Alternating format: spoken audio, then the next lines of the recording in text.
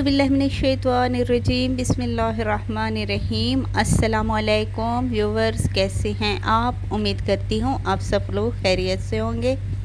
आज ईद गदीर का दिन है और मेरी तरफ से आप सबको शहसवार लाफता पेशवाए अम्बिया उर्वतुल वुस्का कलमतुल हुस्ना खैरुल मुअमिनीन इमामुल मुत्तकीन अव्वल आबिदीन अज़हदुल ज़ाहिदीन ज़ैनुल मुवहिदीन हब्लुल्लाहुल मतीन लंगरी आसमान व ज़मीन वजहुल्लाह बाबुल्लाह इज़्नुल्लाह सैफुल्लाह असदुल्लाह अल गालिब कुल्ल गालिब अली इब्न अबी तालिब अलैहिस्सलाम की ताजपोशी की बहुत बहुत मुबारकबाद।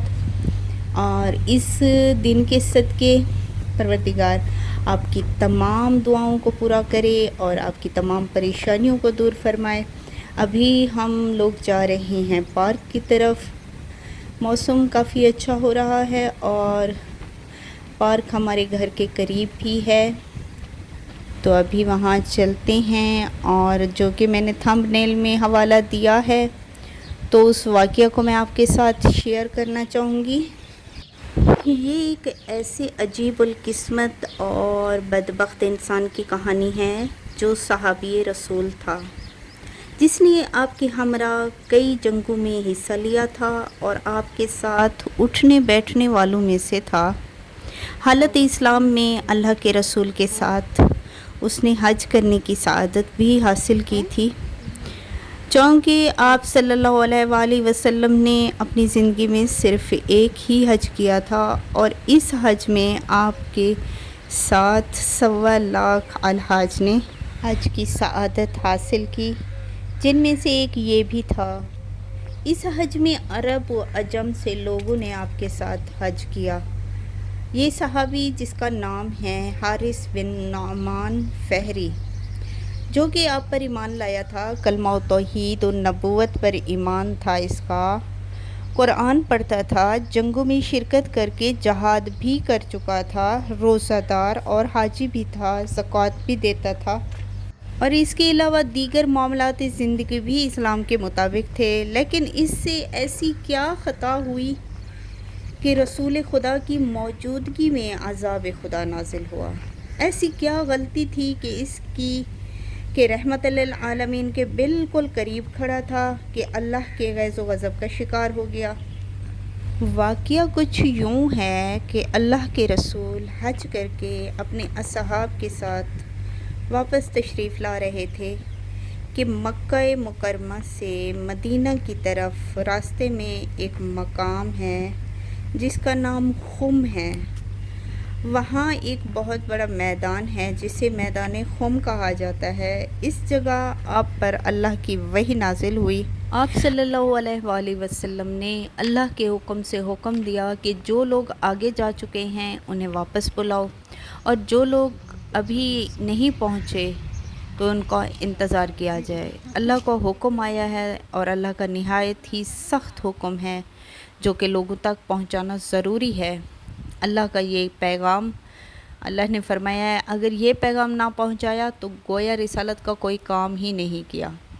रसूल खुदा जो कि अल्लाह के हुक्म के बगैर कलाम नहीं फरमाते थे, रसूल खुदा की ज़िंदगी में हज के बाद ये एक बहुत बड़ा इज्तिमा था जहाँ रसूल खुदा सल्लल्लाहु अलैहि वसल्लम ने अल्लाह के हुक्म के मुताबिक खुतबा इरशाद फरमाना था और अल्लाह का वो ज़रूरी पैगाम लोगों तक पहुँचाना था। खुम एक ऐसा मकाम है जहाँ से हर मुल्क के हाजियों ने गुज़र के जाना था। ये एक गुज़रगाह थी जहाँ पूरी दुनिया से आए हुए हाजियों ने अपने मुल्क की तरफ जाते हुए गुज़र के जाना था।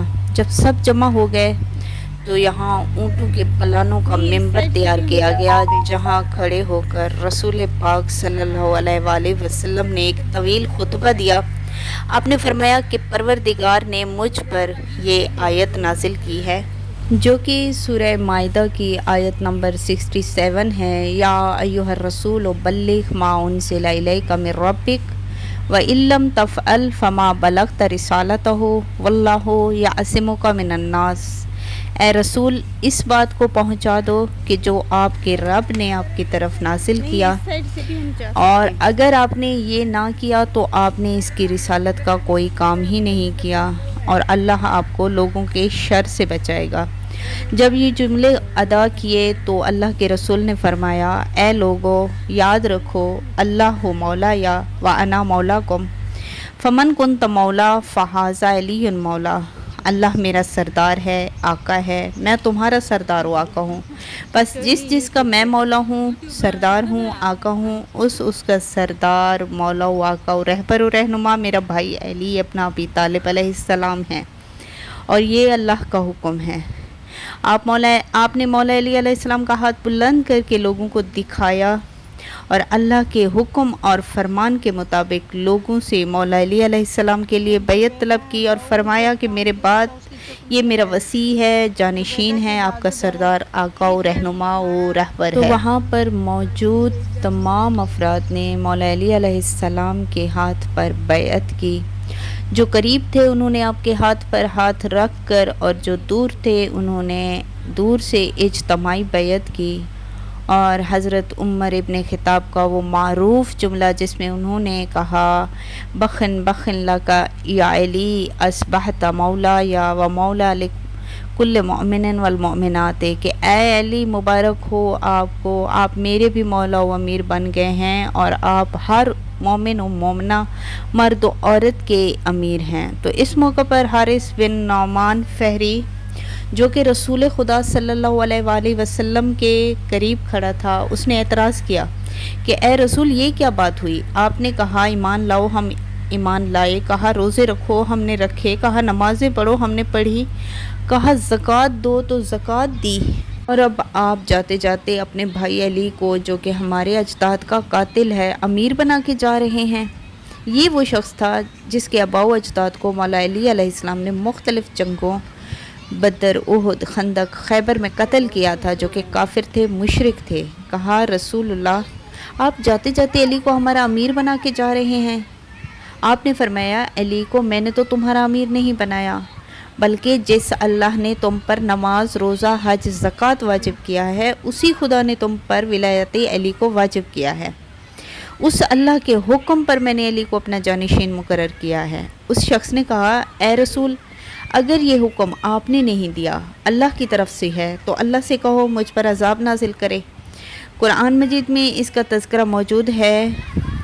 یہ آیت ہے سالہ سائلن، جس میں ہے کہ ایک مانگنے والے نے اپنے لیے عذاب طلب کیا، تو اس وقت آسمان سے اسی وقت ایک بڑا پتھر نازل ہوا، جس سے وہ اسی وقت ہلاک ہو گیا۔ وہ سمجھ رہا تھا کہ میں رسول کے قریب کھڑا ہوں، حاجی ہوں، نمازی ہوں، صحابی ہوں، تو مجھ پر عذاب نہیں آئے گا، لیکن بھول گیا تھا کہ یہ اللہ کا نہایت ہی سخت حکم تھا۔ اس نے اللہ کے غیظ و غضب کو آواز دی اور وہیں ہلاک ہو گیا، کیونکہ مولا کائنات کو رسول کا جانشین تو اللہ نے بنایا تھا، رسول خدا نے اپنی طرف سے تو نہیں بنایا تھا۔ ادھر اس بد قسمت نے اپنے لیے عذاب مانگا، اللہ کی رحمت غضب میں تبدیل ہو گئی اور اس کو عذاب ہوا اور اسی وقت ہلاک ہو گیا۔